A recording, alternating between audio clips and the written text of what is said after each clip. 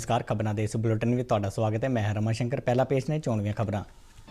केंद्रीय खेतीबाड़ी मंत्री नरेंद्र सिंह तोमर ने सूबिਆਂ ਨੂੰ खेतीबाड़ी बुनियादी ढांचा फंड का लाहा लैण की सलाह दी।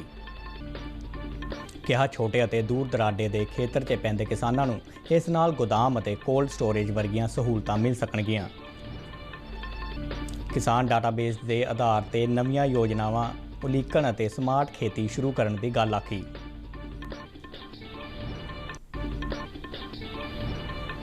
केंद्रीय सेहत राज्य मंत्री डॉक्टर भारती प्रवीण पवार ने कहा कि भारत ने कोविड-19 महामारी के प्रबंधन लिए पूरी तरह नाल सरकार और आम लोगों पर केंद्रित दृष्टिकोण को अपनाया।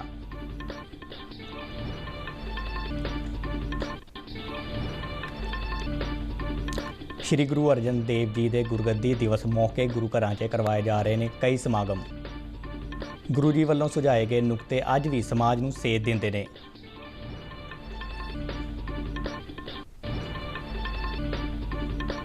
रूस के कौमी सुरक्षा सलाहकार 2 दिन भारत दौरे ते। अफगानिस्तान और होरनां मुद्दों ते अहम विचार वटांदरे की संभावना।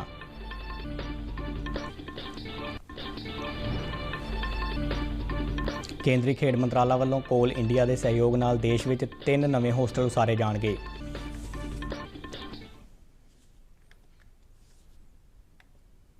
ਤੇ ਹੁਣ खबरां विस्तार नाल। केंद्रीय खेतीबाड़ी और किसान भलाई मंत्री नरेंद्र सिंह तोमर ने सूबिਆਂ ਨੂੰ खेतीबाड़ी बुनियादी ढांचा फंड का लाहा लैण लई कहा है तां जो अजिहे छोटे और दूर दराडे के खेतरां 'ਚ पैंदे किसानों ਨੂੰ लाभ मिल सके जिन्हां कोल गोदाम और कोल्ड स्टोरेज वर्गियां सहूलतां उपलब्ध नहीं है। खेतीबाड़ी मंत्रालय वालों कीतियां जा रही पहलकदमियां ते योजनावां बारे चल रही मुख मंत्रियों की कॉन्फ्रेंस के दूजे दिन तोमर ने कहा कि बुनियादी पूंजीकारी ਨੂੰ हल्लाशेरी देण लई खेतीबाड़ी बुनियादी ढांचा फंड स्थापित किया गया है। डिजिटल खेतीबाड़ी मिशन बारे गल करदे उन्होंने कहा कि किसानों का डाटाबेस एक वड्डी संपत्ति है। उन्होंने कहा कि 5 करोड़ 50 लाख किसानों का डाटाबेस तैयार किया गया है जिस के आधार पर नवीं योजनावां तैयार की जा रही ने और स्मार्ट खेती शुरू की जा सकती है। तोमर ने यह भी दस्सिया कि केंद्रीय मंत्री मंडल वालों पाम तेल लई कौमी खुराक तेल मिशन को मंजूरी दी गई है जिस नाल उत्तर पूर्वी खेतरां अंडेमान निकोबार के टापू वाल ध्यान केंद्रित किया जाएगा। उन्होंने कहा कि इस उपराले नाल देश में खाण वाले तेल के उत्पादन में तेज़ी आएगी जिस नाल खाण वाले तेल की दरामद घटेगी। वणज और सनअत मंत्री पीयूष गोयल ने कॉन्फ्रेंस को संबोधन करदਿਆਂ कहा कि केंद्र सरकार किसानों के भविख को सुधारन की सोच नाल सूबा सरकारां नाल मिल के काम कर रही है। खेतीबाड़ी बरामदां बारे गोयल ने कहा कि बरामदां किसानों की आमदन को दूनी करने 'ਚ अहम भूमिका निभाउंदियां ने। उन्होंने कहा कि देश के 103 ਜ਼ਿਲ੍ਹਿਆਂ 'ਚੋਂ 106 उत्पादों की पछाण की गई है जिन्हां की बरामद ਨੂੰ ਉਤਸ਼ਾਹਿਤ ਕਰਨ ਲਈ विशेष उपराले किए जाने ने। केंद्रीय सेहत राज्य मंत्री डॉक्टर भारती प्रवीण पवार ने कहा है कि भारत ने कोविड-19 महामारी के प्रबंधन लिए पूरी तरह नाल सरकार और आम लोगों पर केंद्रित दृष्टिकोण को अपनाया है। वीडियो कॉन्फ्रेंसिंग राही विश्व सेहत संगठन के दक्षिण पूर्वी एशिया खेतरी दफ्तर वालों कोविड-19 महामारी दौरान भारत दीयां चुनौतियां और मौकों पर करवाई गई चर्चा दौरान केंद्रीय मंत्री ने अपने विचार रखे। उन्होंने कहा कि भारत ने महामारी के प्रबंधन लिए एक क्रियाशील पूरी तरह नाल भावनात्मक समूची सरकार समूचे समाज और लोक केंद्रित पहुँच को अपनाया है। उन्होंने कहा कि महामारी नाल लड़न लई भारत की रणनीति 5 अहम नुकतिਆਂ ते आधारित सी जिस विच टैसटिंग ट्रैकिंग इलाज टीकाकरण और कोविड अनुकूल व्यवहार की पालना शामिल है। उन्होंने दस्सिया कि सरकार वालों तेज़ी नाल कोविड समर्पित बुनियादी ढांचा बनाउण दे नाल नाल देश के सेहत संभाल कर्मचारियों के म्यार नूं उच्चा चुकण वाल ध्यान दिता गया। भारत सरकार वालों उन्होंने सूबिਆਂ ते केंद्र शासित प्रदेश वाल विशेष ध्यान दिता जिथे इस बीमारी के उभार की संभावना ज़्यादा नज़र आ रही सी। उन्होंने कहा देश के ਵੱਖ-ਵੱਖ भूगोलिक खेत्रों 'ਚ महामारी के ਵੱਖੋ ਵੱਖਰੇ रुझान अनुसार फौरी तौर पर लोड़ींदी सहायता उपलब्ध करवाउण वाल ध्यान दिता गया। उन्होंने ये भी दस्सिया कि भारत का कोविड-19 टीकाकरण प्रोग्राम दर्शाउंदा है कि विस्तृत योजनाबंदी तकनोलॉजी की वरतों और अनुकूल प्रोग्राम लागू करन नाल सारे हिस्सेदारां की मदद नाल किन्ने असरदार ढंग नाल सार्थक नतीजे हासिल किए जा सकते हैं। 5वें पातशाह श्री गुरु अर्जन देव जी के गुरगद्दी दिवस मौके गुरु घरां 'ਚ कई समागम करवाए जा रहे हैं। देश विदेश ਦੀਆਂ सिख संगतां ਵੱਲੋਂ ਸ਼ਰਧਾ ਅਤੇ ਉਤਸ਼ਾਹ ਨਾਲ ਇਹ ਇਤਿਹਾਸਕ ਦਿਹਾੜਾ ਮਨਾਇਆ ਜਾ ਰਿਹਾ ਹੈ। सिख धर्म ਵਿੱਚ ਸ਼ਹਾਦਤ ਦਾ ਮੁੱਢ ਬੰਨਣ ਵਾਲੇ श्री गुरु अर्जन देव जी ਦੀ गुरगद्दी दिवस मौके ਵੱਖ-ਵੱਖ ਆਗੂਆਂ ਨੇ गुरु जी ਵੱਲੋਂ ਦਿਖਾਏ ਗਏ ਰਾਹ 'ਤੇ ਚੱਲਣ ਦੀ ਪ੍ਰੇਰਨਾ ਦਿੱਤੀ ਹੈ। गुरु अर्जन देव जी ने सचखंड श्री हरमंदर साहिब जी ਅਤੇ ਉਸ ਦੇ ਆਸ-ਪਾਸ ਅੰਮ੍ਰਿਤਸਰ ਦੀ ਉਸਾਰੀ ਕਰਵਾਈ। ਅੰਮ੍ਰਿਤਸਰ ਦੇ ਪਵਿੱਤਰ ਸਰੋਵਰ ਤੋਂ ਇਲਾਵਾ ਉਹਨਾਂ ਸੰਤੋਖਸਰ ਅਤੇ ਤਰਨਤਾਰਨ ਸਾਹਿਬ 'ਚ ਸਰੋਵਰ ਖੁਦਵਾਏ।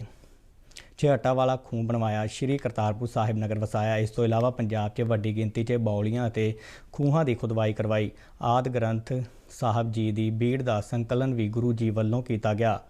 ਧਰਮ ਦੀ ਰੱਖਿਆ ਲਈ ਮੁਗਲਾਂ ਖਿਲਾਫ ਆਪਣੇ ਠੋਸ ਇਰਾਦਿਆਂ ਤੇ ਮਜ਼ਬੂਤ ਇੱਛਾ ਸ਼ਕਤੀ ਦਾ ਪ੍ਰਦਰਸ਼ਨ ਕਰਦਿਆਂ ਤੱਤੀਆਂ ਤਵੀਆਂ ਤੇ ਬੈਠ ਕੇ ਬਲੀਦਾਨ ਦੇਣ ਵਾਲੇ ਗੁਰੂ ਜੀ ਦੀ ਅਮਿਟ ਛਾਪ ਯੁਗਾਂ ਯੁਗਾਂ ਤੱਕ ਦੇਸ਼ ਅਤੇ ਦੁਨੀਆ ਭਰ ਵਿੱਚ ਰਹੇਗੀ। ਉਹਨਾਂ ਦੀਆਂ ਸਿੱਖਿਆਵਾਂ ਅੱਜ ਵੀ ਮਨੁੱਖਤਾ ਨੂੰ ਮਾਨਵਤਾ ਦਾ ਗਿਆਨ ਅਤੇ ਸਮਾਜ ਲਈ ਆਪਣਾ ਸਭ ਕੁਝ ਨਿਛਾਵਰ ਕਰਨ ਦੀ ਪ੍ਰੇਰਨਾ ਦਿੰਦਾ ਹੈ। ਸਿੱਖਿਆ ਮੰਤਰੀ ਵਿਜੇ ਇੰਦਰ ਸਿੰਗਲਾ ਨੇ ਕਿਹਾ ਹੈ ਕਿ ਪੰਜਾਬ ਸਰਕਾਰ ਨੇ ਸਰਕਾਰੀ ਸੀਨੀਅਰ ਸੈਕੰਡਰੀ ਸਕੂਲਾਂ 'ਚ ਅਧਿਆਪਕਾਂ ਅਤੇ ਗੈਰ ਅਧਿਆਪਕ ਕਰਮਚਾਰੀਆਂ ਦੀ ਮਹਾਰਤਾਂ ਦਾ ਵੱਧ ਤੋਂ ਵੱਧ ਲਾਭ ਲੈਣ ਦੀ ਸੋਚ ਨਾਲ ਪ੍ਰਸਾਰਣ ਪ੍ਰਣਾਲੀ ਸਥਾਪਿਤ ਕਰਨ ਦਾ ਫੈਸਲਾ ਕੀਤਾ ਹੈ। ਕੈਬਨਿਟ ਮੰਤਰੀ ਨੇ ਦੱਸਿਆ ਕਿ ਪਹਿਲੇ ਪੜਾਅ ਤਹਿਤ 616 ਸਕੂਲਾਂ 'ਚ ਇਹ ਪ੍ਰਸਾਰਣ ਪ੍ਰਣਾਲੀ ਸਥਾਪਿਤ ਕੀਤੀ ਜਾਵੇਗੀ ਅਤੇ ਸਿੱਖਿਆ ਵਿਭਾਗ ਵੱਲੋਂ ਇਸ ਸਬੰਧ ਵਿੱਚ 1 ਕਰੋੜ 54 ਲੱਖ ਰੁਪਏ ਦੀ ਗ੍ਰਾਂਟ ਜਾਰੀ ਕੀਤੀ ਗਈ ਹੈ। ਉਹਨਾਂ ਕਿਹਾ ਕਿ ਇਸ ਨਾਲ ਸਕੂਲ ਕਰਮਚਾਰੀਆਂ ਤੇ ਕੰਮ ਦਾ ਬੋਝ ਘਟੇਗਾ ਅਤੇ ਪ੍ਰਿੰਸੀਪਲ ਵੱਲੋਂ ਇੱਕੋ ਸਮੇਂ ਸਾਰੇ ਅਧਿਆਪਕਾਂ, ਵਿਦਿਆਰਥੀਆਂ ਅਤੇ ਗੈਰ ਅਧਿਆਪਕ ਮੁਲਾਜ਼ਮਾਂ ਨੂੰ ਹਦਾਇਤਾਂ ਜਾਰੀ ਕੀਤੀਆਂ ਜਾ ਸਕਣਗੀਆਂ।